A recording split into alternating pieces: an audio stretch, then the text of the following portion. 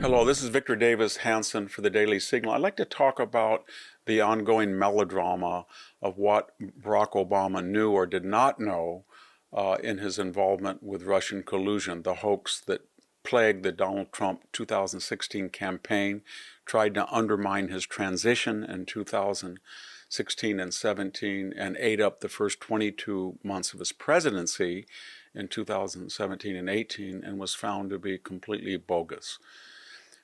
There are three blind mice involved in this tale. John Brennan, the former CIA director, James Clapper, the former director of national intelligence, and James Comey, the former FBI director. And they all have new manifestations of their untruthfulness.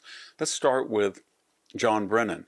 He's very angry right now because the trove that was released by Tulsi Gabbard of new documents and investigations may or may not have criminal referrals come out of them, and Pam Bondi may file new charges. The problem that Brennan has is that he went to a meeting and he presented a false picture of CIA assessments. The so-called CIA heads of various divisions found no Russian collusion. They said to John Brennan, there's nothing there that we can see that Donald Trump colluded with the Russians. He rejected that, cherry-picked 4 or 5 other analysts, and then presented a false picture to Barack Obama. Or did he? Or did Barack Obama request that he do that? It'll be he said, but it's more likely that Barack Obama asked John Brennan to come up with the correct CIA assessments, sort of like Mr. Beria, the head of Soviet secret police during the Cold War and at the end of World War II. He said, I have the criminal, you find me the crime. So I have the criminal, Donald Trump, all I need is Russian collusion. And that was the methodology that they proceeded by.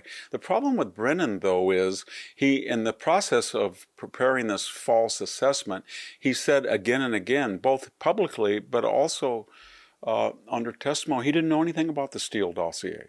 Didn't know anything about it. He didn't read it. It didn't compute into CIA assessment. That was a lie. That was a lie. We know now from other testimonies, especially from the Trove, that he did draw on the fake Steele dossier. He referenced it to other people. And the problem with John Brennan is this isn't the first time he's misled us. He lied about the Senate staffer computers. That was under oath. He lied, remember, about Predator drones when he said there was no collateral damage. And remember, he lied also as one of the 51 intelligence authorities who tried to float that bogus idea that Hunter's laptop was cooked up in Russia. Then we come to James Clapper. He was sitting at this meeting in December of 2016 where he gave a false assessment and he misrepresented what the 18 intelligence agencies under his direction had found. They had not found Russian collusion, and yet he participated in this. He went so far as later to thanking and giving credit to Barack Obama for demanding that they find Russian collusion. He said if he hadn't have ordered us to do this, we wouldn't have found it, i.e. the subtext is there was no evidence in our intelligence agency for it, so we concocted it on the directive of Barack Obama. But remember, he lied too. He swore under oath to the U.S. Congress that the National Security Agency had never spied on Americans. That was an abject lie, and he was part of the 51 intelligence authorities who also lied to the American people in 2020 on the eve of the second debate when Joe Biden denied that Hunter Biden's laptop was authentic. He quoted the 51 authorities. The FBI, remember, at that time had it in his possession and had already authenticated it as genuine. Then we come to James Comey.